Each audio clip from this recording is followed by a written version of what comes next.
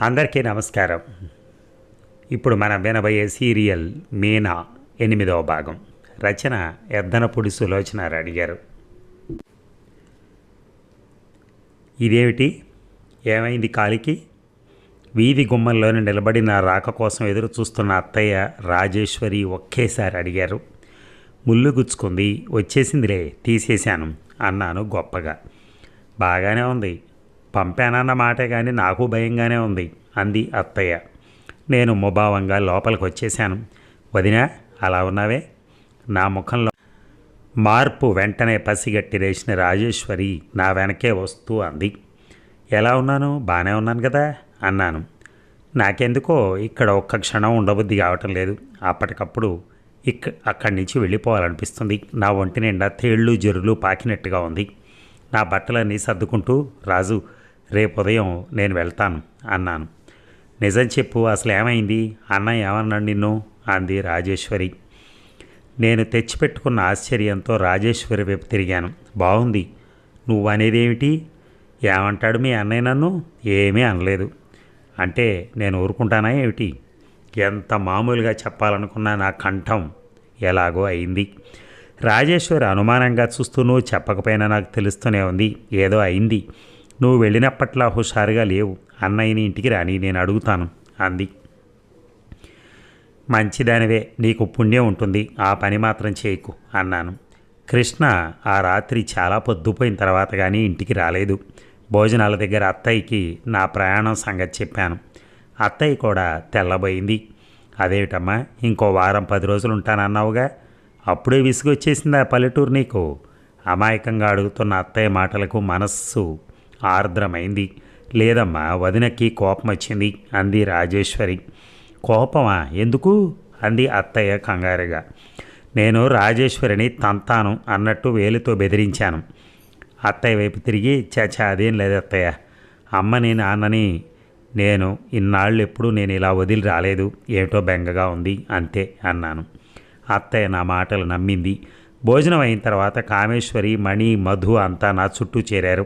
వద్దు వదినా, వెళ్ళొద్దు, ఇంకా కొన్ని రోజులుండవా అని బ్రతిమలాడుతున్నారు. వాళ్ళకేం చెప్పాలో నాకు తోచలేదు. అందరం పడుకున్నాం. నేను కూడా నిద్రపోవటానికి సిద్ధపడుతూ ఉండగా కృష్ణ ఇంటికి వచ్చాడు. నేను నిద్రపోయినట్టే పడుకున్నాను. పిల్లలందరూ భోజనాలు చేశారా అని అడుగుతూ కృష్ణ ప్రత్యేకంగా, నువ్వు తిన్నావా లేదా అని అడిగి తెలుసుకున్నాడు. తర్వాత, ఏమిటమ్మా నువ్వు, ఒక్కరోజు భోజనం లేకపోతే నేనేమైపోతాను? కూరలు బుట్టల నిండా నింపారు. వెంకటేష్ బండి తీసుకురాలేదు. మళ్ళీ వాళ్ళంతా అన్నాలకి ఇంటికి వెళ్ళారు. అక్కడ ఎవరూ లేరని నేను ఉండిపోయాను. ఆ అమ్మాయి చేత భోజనం పంపించడం ఏమిటమ్మా, నీకేమన్నా మతిపోయిందా? సగం విసుగ్గా సగం కోపంగా కృష్ణ అనటం నాకు వినిపిస్తూనే ఉంది. ఏమిటోరా, పెరుగు పచ్చడి చేశాను, నువ్వు అన్నానికి రాకపోయేసరికి నాకు ఎలాగో అనిపించింది. అక్కడికి నేను వద్దని చెప్తూనే ఉన్నాను, అయినా వినలేదు. ఇంట్లో కూర్చుని విసుగ్గా ఉంది. ఇలా వెళ్ళి వచ్చినట్టుగా ఉంటుందిలే అన్నట్టుగా ఇమ్మంటే ఇచ్చాను. ఏమిటో అనుకున్నాను, కానీ పిల్ల చాలా బుద్ధిమంతురాల, ఇలా ఉంటుందని కల్లో కూడా అనుకోలేదు నేను. ఆకలేస్తుంది, అన్నం పెట్టమ్మా. కృష్ణ ఆ సంగతి మార్చేశాడు. భోజనాలు చేసి ఎప్పుడు లేచారో ఏమో నాకు తెలియదు. నాకు నిద్ర పట్టేసింది. ఇక మర్నాడు నేను నిజంగా ప్రయాణానికి సిద్ధం అవటం చూసిన అత్తయ్య తెల్లబోతూ కొడుకుతో, కృష్ణ, మీనా ఈ పూట వెళ్తానంటుందిరా అంది. కృష్ణ ఆ పూట తోటకు వెళ్ళలేదు, ఇంట్లోనే ఉన్నాడు. ఈ సంభాషణ వంటింట్లో జరుగుతోంది. నేను ముందు గదిలో జడ వేసుకుంటున్నాను.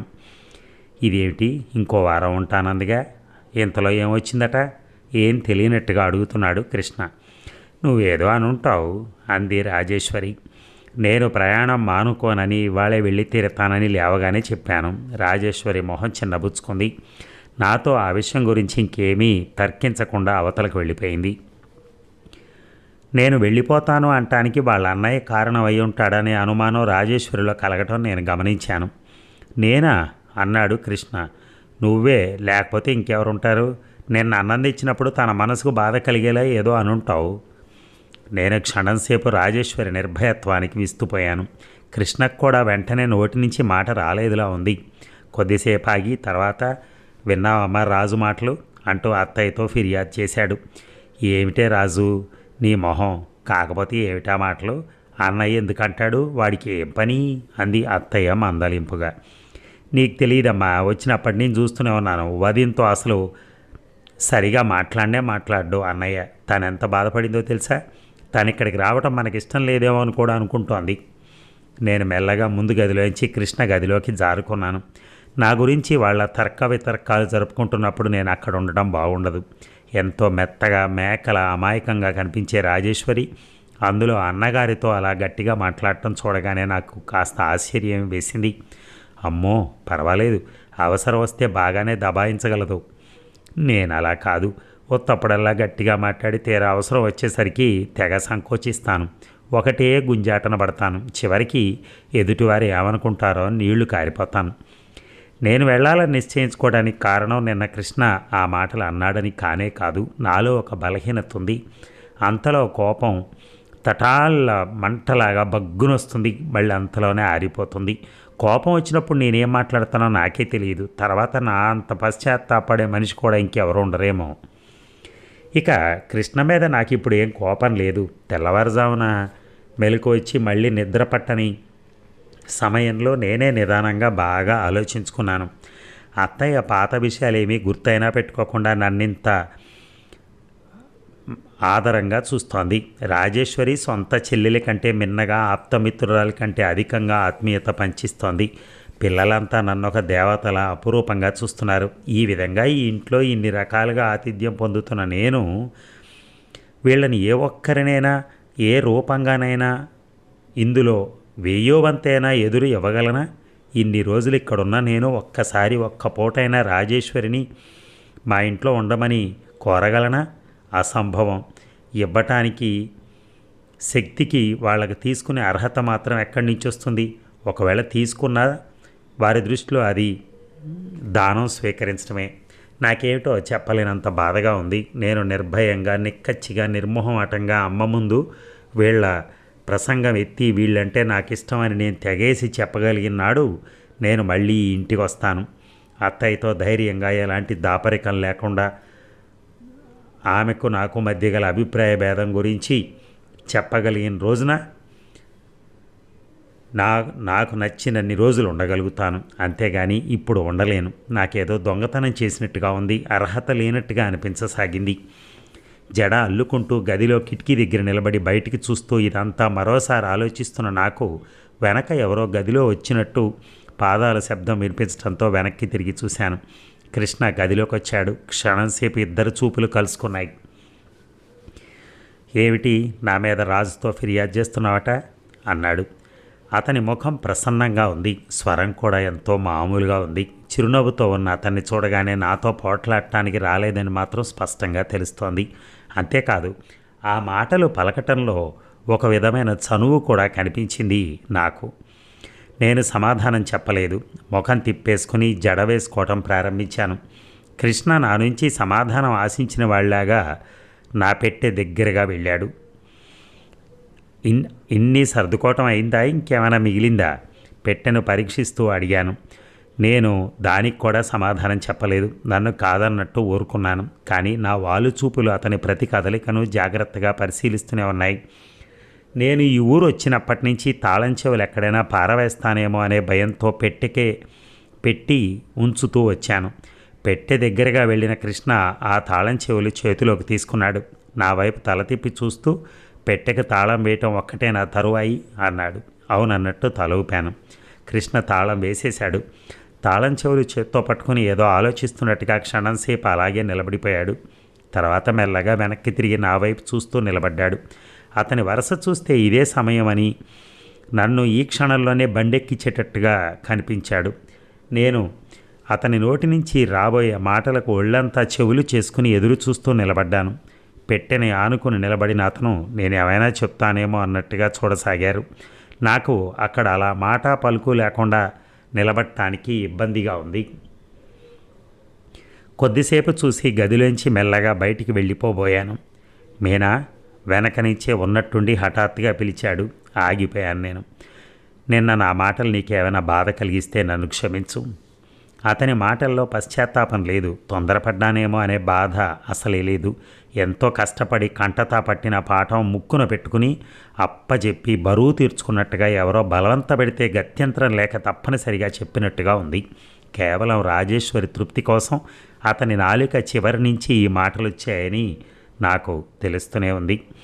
అందుకే సమాధానం ఇవ్వకుండా విని విననట్టుగా నిలబడిపోయాను. నువ్వు ఇవాళ ఇంత హఠాత్తుగా వెళ్ళటానికి వీల్లేదు అన్నాడు. నేను చివుక్కున వెనక్కి తిరిగాను. ఎందుకని? నేను వెడతాను, వెళ్ళి తీరాలి. ఇవాళ నేను వెళ్ళదలుచుకుంటే నన్ను ఎవరూ ఆపలేరు అన్నాను మొండిగా. నా వైపు సీరియస్గా చూస్తున్న అతను చటుక్కున నవ్వేశాడు. నవ్వుతూ అన్నాడు, ఒకళ్ళుగా పుట్టి అమిత గారాబంతో పెరిగిన వాళ్లతో ఇదే బాధ. వాళ్ళ గొడవే తప్ప ఎదుటి వాళ్ళ ఇబ్బంది అర్థం కాదు. నేను వెళ్ళటం వల్ల ఇప్పుడు ఎవరికి ఎలాంటి ఇబ్బంది లేదని నాకు తెలుసు. ఒకవేళ ఉన్నా లక్ష్య పెట్టను. నీ స్వభావం చాలా చిత్రమైంది. నువ్వు ఎదుటి వాళ్లతో ఎంతో చనువుగా రెచ్చగొడుతున్నట్టు మాట్లాడతావు. తీరా ఎదుటి వాళ్ళు కాస్త చనువుగా సమాధానం ఇస్తే నువ్వు భరించలేవు. నిన్ను పుచ్చారు అనుకుంటావు. జరిగింది కూడా అంతే. మామూలుగా వచ్చి అన్నం తెచ్చి అక్కడ పెట్టి వెళ్ళిపోతే ఏమీ ఉండేది కాదు. నీ మాటలతో నువ్వు చూపించిన చనువుతో స్వతంత్రం తీసుకుని నేనేదో చెప్పబోతే నువ్వేదో ఊహించుకుని ఏదేదో అనేసి వచ్చేశావు. నేను మాట్లాడలేదు. మృదు మధురమైన స్వరంతో గంభీరంగా అన్నాడు అతను. ఒక్కటి చెప్తా విను మీనా. నేను నీకు పరాయిగా అనిపిస్తున్నానేమో కానీ నువ్వు నాకు అలా అనిపించడం లేదు. దానికి కారణం నీ గురించి నాకు బాగా తెలియటమే కావచ్చు. ఆ చనువుతోనే నిన్ను అలా అనేశాను. నేను కస్సుమన్నట్టు చూశాను. మళ్ళీ అదే మాట అంటాడే. నా గురించి ఏం తెలిసి ఈ మనుషులు ఈ పెద్ద మనిషికి చేతిలో తాళం చెవులు అటు ఇటు తిప్పుతూ ఈసారి వాటి వైపు చూస్తూ అన్నాడు అతను. మళ్ళీ నువ్వెక్కడికి రాకముందు మేమంతా, ముఖ్యంగా నేను మీ గురించి చాలా వేరుగా ఊహించుకున్న మాట నిజమే. కానీ నువ్వు వచ్చిన కొద్ది రోజుల్లో నువ్వు నా చెల్లెతో అమ్మతో కలిసిపోయిన తీరును చూసిన నా అభిప్రాయం పూర్తిగా మారిపోయింది. మీ అమ్మ అంత జాగ్రత్తగా నిన్ను పెంచి ఆవిడ అంశలేవి నీకు వంట పట్టకపోవటం విచిత్రంగానే ఉంది నాకు. నేను అతని మాటలు విననట్టుగా దువ్వుతున్న జట్టునే ఇంకా దూకోసాగాను. కొద్దిసేపు ఆగి మళ్ళీ అన్నాడు అతను. ఈసారి తలెత్తి సూటిగా నా వైపు చూస్తూ చెప్పాడు, నేను ఈ ప్రపంచంలో అమ్మ కంటే ఎక్కువగా గౌరవించి మన్నించే ఒక వ్యక్తి ఉన్నారు. ఆ వ్యక్తి మీ నాన్నేనంటే నమ్ముతావా నువ్విక్కడ నుంచి కోపంతో అలిగి వెళ్ళిపోవటానికి వీల్లేదు. ఆయన మరోలా అనుకోవచ్చు. ఆ అవకాశం రానివ్వను నేను. ఏం చేస్తావు రానివ్వక? రెచ్చగొడుతున్నట్టుగానే అన్నాను. నిన్ను ఈ రోజున వెళ్ళనివ్వను. వెళ్తానన్నా పంపను నేను. పంపకపోవటానికి నువ్వెవరు మధ్యలో? నువ్వు నన్ను ఆహ్వానించలేదు, నేను నీ ఇంటికి రాలేదు. తిరస్కారంగా అన్నాను.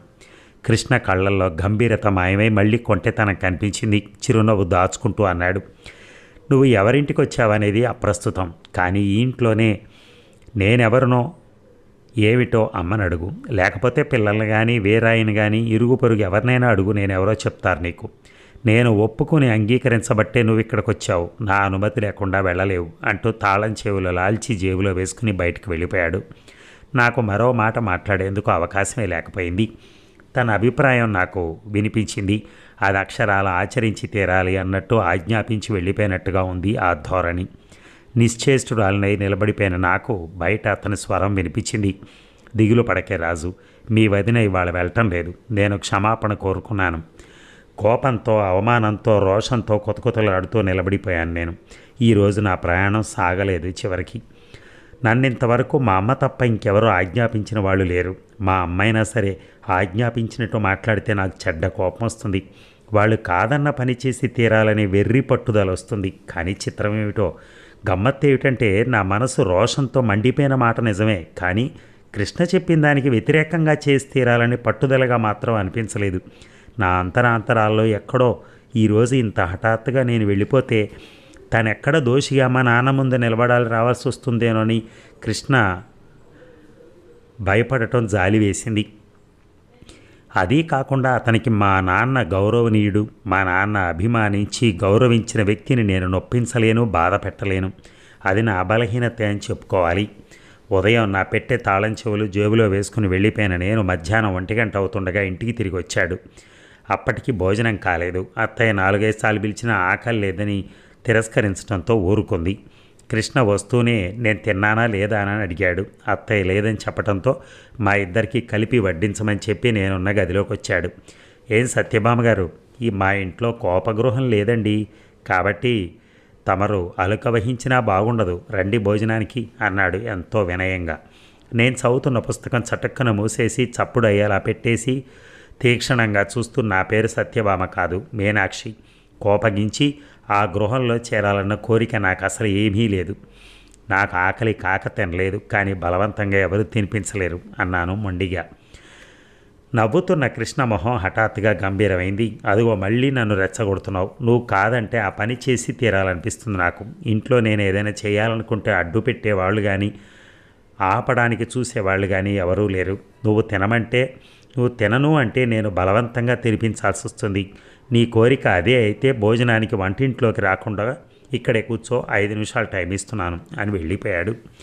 నాకు నవ్వొచ్చింది, కోపం వచ్చింది కూడా. మాటలు రాని మనిషి అనుకున్న కృష్ణేనా ఇతను? 5 నిమిషాలు గడిచాయి. కృష్ణ పెట్టిన గడువు అయిపోయింది. గదిలోకి వచ్చి అలాగే చూస్తున్నాను, ఏం చేస్తాడో చూడాలి అనే ఆసక్తితో. కృష్ణ ముందు గదిలోంచి గట్టిగా కేక పెట్టాడు. అమ్మా, నీ మేనకోడలి వాళ్ళు నన్ను కోరిక గోరింది. నా చేత్తో నేను తనకు అన్నం తినిపించాలట. కానీ రాకొచ్చిన మనిషి పాపం మక్కువ పడిన కోరిక కాబట్టి తప్పదు. అందుకే ఇంతసేపు అన్నానికి రాకుండా కూర్చుంది. ఏం చేస్తాం, గిన్నెలో అన్నం కలుపు, తప్పుతుందా కూర తెచ్చుకున్న తర్వాత అన్నాడు. అత్తయ్య నిజంగా గిన్నెలో పట్టుకొస్తుందేమో అని భయం వేసింది. కంగారుగా లేచి వంటింట్లోకి పరిగెత్తాను. అక్కడ వాల్చి ఉన్న పీట మీద కూర్చుంటూ, అత్తయ్య నీ కొడుకు అసాధ్యుడు సుమా, ఏమో అనుకున్నాను అన్నాను కోపంగా. అత్తయ్య నవ్వింది. నేను వచ్చిన ఇన్నాళ్ళగా కృష్ణ హఠాత్తుగా ఇప్పుడు చనువుగా ఆ ఇంట్లో మిగతా అందరిలా మాట్లాడటం ప్రారంభించాడు. ఆ రోజు మొదటిసారిగా నేను అతను పక్కపక్కన కూర్చుని భోజనాలు చేశాం. ఇక ఆ రోజంతా పాదం కొద్దిగా ఎత్తివేస్తూ నడిచిన నాకు మర్నాడు సాయంత్రం అయ్యేసరికి పాదం బాగా వాచిపోయి భారం అయిపోయింది. కాలు క్రింద పెట్టగానే పోటు సలుపు ప్రారంభమైంది. రాజేశ్వరి దూరం నుంచే నా పాదం చూసి, ముల్లింకా లోపల ఉండిపోయి ఉంటుంది, అందుకే అంత నొప్పి చేసింది అంది. రాజేశ్వరి తను అంటుకుని ముళ్ళు తీస్తాను దగ్గరికి రమ్మంది. కానీ అత్తయ్య ఒప్పుకోలేదు. ఈ మాత్రం దానికి నువ్వు అంటుకోవాలా, ఇలా రమ్మను, నేనే చూస్తాను అంది. అత్తయ్య ఆదేశం ప్రకారం నేను దొడ్లో అరుగు మీద కూర్చున్నాను. అత్తయ్య ముక్కాలిపేట తెచ్చి నా ముందు వేసుకుని కూర్చుని, ఏది చూడని అంటూ పాదం తీసుకుంది. ముళ్ళు ఉన్నట్టుంది అంటూ ఆవిడ పిన్నిస్ తీసుకుని వాచిన చోట గుచ్చగానే నేను కెవ్వుమన్నాను. ఆవిడ చేతుల్లోంచి చటక్కున నా కాళ్ళు లాగేసుకుని భయంగా చూస్తూ, వద్దులే అత్తయ్య, ఉంటే ఉందిలే అన్నాను. ఏమిటి వదినా మరీ చిన్నపిల్ల ఎలా చేస్తావు, అది తప్పకుండా తుమ్మముళ్ళు అయి ఉంటుంది. రేపటికి విరిగిన చోట ఉంటుందో లేకపోతే ఇంకా లోపలికి పోతుందో ఇప్పటికీ చెప్పకుండా అశ్రద్ధ చేశావు. కేకలు పెడితే పెట్టిందిలే, నువ్వు తీయమ్మా అంది రాజేశ్వరి తల్లితో. అత్తయ్య మళ్ళీ నా పాదం చేతుల్లోకి తీసుకుంది. ఆవిడ ముట్టుకోకముందే నేను కెవ్వుమన్నాను. నా అరుపులు విని కాబోలు కృష్ణ దొడ్లోకి వచ్చాడు. అతను ఈరోజు మధ్యాహ్నం కూడా తోటలోకి వెళ్ళలేదు. ఎవరో ఆచార్యులు గారట, ఆయన రాజేశ్వరికి సంబంధం ఉంది, వివరాలు చెప్పడానికి వస్తాను, కృష్ణుడిని ఇంట్లో ఉండమని కోరుతూ కబురు చేశారు. 3 గంటల నుంచి ఆయన కోసం కృష్ణ అత్తయ్య ఎదురు చూస్తున్నారు. 3 దాటింది, 4 అయింది, 5 కూడా కావస్తోంది. మధుని పిలిచి ఆచార్యులు గారిని పిలుచుకురమ్మనమని కృష్ణ వీధి వైపు ఎదురు చూస్తున్నాడు. ఏమిటిది, ఏమైంది కాలికి? నేను పెడుతున్న కేకలకు కంగారు పడుతూ వచ్చిన వాళ్ళ గబగబా అడిగాడు. ఏం లేదురా, కాలిలో ముళ్ళు విరిగింది, అదే ముల్లో ఏమో, తీద్దామని చూస్తుంటే పాదం ముట్టుకొని ఇవ్వట్లా అంది అత్తయ్య. ముళ్ళ ఎప్పుడు విరిగింది? ఈ మహారాణి చెప్పులు లేకుండా నడిచింది ఇప్పుడు అసలు అన్నట్టుగా చూస్తూ అడిగాడు. నిన్న నీకు అన్నం ఇచ్చి వస్తుంటే విరిగిందట, నా తరపున రాజేశ్వరి సమాధానం చెప్పింది. ఓ, కృష్ణ అర్థమైంది అన్నట్టుగా చూశాడు. ఈ మాటల సందడిలో మళ్ళీ అత్తయ్య ప్రయత్నించబోయింది. విలవిలగా లాడగా అత్తయ్యను తోసినంత పనిచేసి కాళ్ళు లాగేసుకున్నాను. కామేశ్వరి, మణి వినోదంగా చూస్తున్నారు. అబ్బా, నేను ఇంకా ఏటో అనుకున్నాను, ఈ కాస్త దానికే ఇంత కంగారా, నువ్వు లేమ్మా నేను చూస్తాను అన్నాడు కృష్ణ. వద్దు, పాదాల చివర్ల వరకు చీర కుచ్చిళ్ళు కప్పేసుకుంటూ తిప్పుతూ అన్నాను. చిచి, అతను నా పాదం పట్టుకోవటం ఏమిటి అనిపించింది ఆ క్షణంలో నాకు. ఏమరా, ఆ అమ్మాయి కేకలకి ముళ్ళు మాట ఎలా ఉన్నా ముందు నాకు గుండెదడ వచ్చేటట్టుంది అంటూ అత్తయ్య పీట మేయించి లేచింది.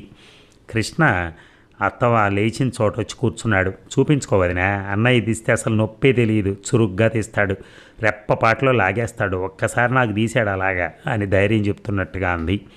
నేను ససేమిరా ఒప్పుకోలేదు. కృష్ణ నా అభ్యంతరాన్ని అసలు లక్ష్య పెట్టలేదు. నా అంగీకారం కోసం కూడా చూడలేదు. నా పాదం తన చేతుల్లోకి తీసుకుని అత్తయ్యని పిన్నివ్వు అని అడిగాడు. అతను నన్ను తాకగానే నా శరీరం అంతా విద్యుత్తు ప్రవహించినట్టు ఒక్కసారిగా ఒళ్ళంతా జల్లుమంది. అతని స్పర్శ చక్కలిగింతలు పెట్టినట్టుగా ఉంది. అతని వైపు చూడటానికి ఇష్టపడని దానిలా మొహం తిప్పేసుకుని రాజేశ్వరి వైపు చూశాను. రాజు నాకు ధైర్యం ఇస్తున్నట్టుగా చూసింది. కృష్ణ పిన్నుతో నొప్పిగా ఉన్న భాగాన్ని నొక్కాడు. గట్టిగా అరిచిన నేను కాళ్ళు లాక్కోబోయాను. ఇంత క్రితం నేను అలా అరవగానే అత్తయ్య బెదిరిపోయిన దానిలాగా చటుక్కును వదిలేసింది. కానీ కృష్ణ అలా వదలకపోగా ఎడంచేత్తో కదలటానికి వీలైనంత గట్టిగా నొక్కి పెట్టాడు. ముళ్ళు కోసం చూడటం ప్రారంభించాడు. నా ప్రాణం పోతున్నట్టే అనిపించింది ఆ బాధకి. చేపలా గిలగిల్లాడాను. అత్తయ్య రాజేశ్వరి ఏదో చెప్తున్నారు. మణి కామేశ్వరి నా వైపు జాలిగా చూస్తున్నారు.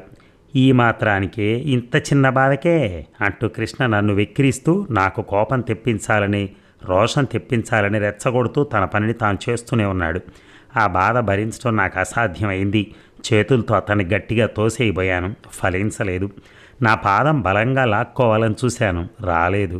చివరికి అతని భుజాలని చేత్తో నా గోళ్ళు అతని చర్మం మీద ఘాట్లు పడే అంత గట్టిగా గుచ్చి పట్టుకుని కూర్చున్నాను. నా నుదుట చిరుచెమటలు అలుముకున్నాయి.